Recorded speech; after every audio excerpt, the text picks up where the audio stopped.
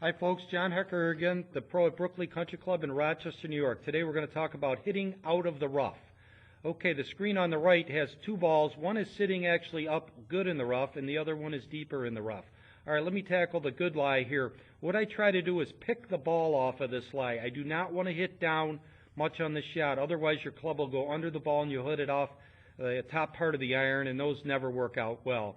The interesting thing about this shot is it will land and will run a little bit more than a normal shot. That's because you are going to get some grass between your club face and the ball, and you'll get a little bit of what we call a flyer. So you play for a few more extra yards of roll there. The screen on the ball on the right there is really where you're going to have the tricky thing here. So what I'm trying to do is I'm trying to create a steep angle into the ball. So I make three adjustments at address. Number one is I move the ball back in my stance. Number two is I'm going to stand closer to the ball. And number three is I'm going to put a little bit more weight on my front foot. Those three things create a hitting down movement, and that's really what we're looking for here. So the swing is going to be more vertical, so I can get a clean angle on the ball, or at least, out of that lie, as clean as you can get. I'm going to try to stay down and catch as much, as little grass behind the ball, but as much as the ball as I can. You can see I smacked this one pretty good, flew out of there pretty well.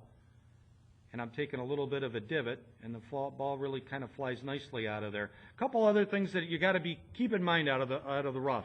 Number one is you're better off playing a little bit of a fade. A fade keeps the club face from closing. It's really easy to have the heel flip over if you catch that in the grass. So I try to feel like I've got a steep angle, and then I have the blade slightly open. The other thing is I will try to hit somewhat of a three-quarter shot, and that I'll be playing for the ball to roll out to its true distance. So a little smaller swing helps me stay down, get the club under the ball, and also keeps the flight down so the ball won't go too far.